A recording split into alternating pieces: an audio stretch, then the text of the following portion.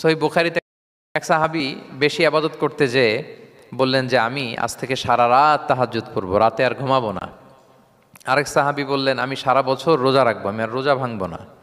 আরেক সাহাবী বলে আমি আমার স্ত্রীদের কাছে যাব না, আমি সন্ন্যাসী জীবন যাপন করব। তো রাসূল সাল্লাল্লাহু আলাইহি ওয়াসাল্লাম শুনে অপছন্দ করলেন, বললেন তোমরা নাকি এমন এমন বলেছো, আমি তো বিশ্বনবী রাহমাতাল লিল আলামিন, আল্লাহর হাবিব, আমি তো কোনো দিন রোজা রাখি, আবার কোনো দিন রাখি না। সোম বৃহস্পতিবারে রাখি, অন্যান্য দিন তো রাখি না। আবার রাতে আমি ঘুমাই, আবার তাহাজ্জুদও পড়ি, আবার আমি স্ত্রীদের সাথেও মেলামেশা করি। তো আমার এই ব্যালেন্স লাইফ লিড করেও তো আমি আল্লাহর শ্রেষ্ঠ হতে আমার কোনো সমস্যা হয় নাই, তোমাদের কি সমস্যা হলো? সুবহানাল্লাহ।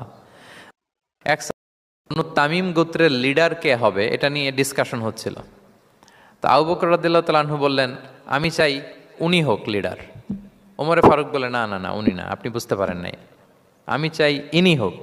আবু বকর বলে ওমর তুমি ঠিক বলো না, আমি বললে তুমি খুলে উল্টাটা বলো, উনি হলে ভালো হয়। ওমরে ফারুক বলে না না না, উনি না, উনি হলে, এই যে উনি করে দুইজন তর্ক বিতর্ক করতে করতে ওনাদের কণ্ঠটা রাসূল সাল্লাল্লাহু আলাইহি ওয়াসাল্লামের কণ্ঠের চাইতে একটু উঁচু হয়ে গেল, যেটা দেখ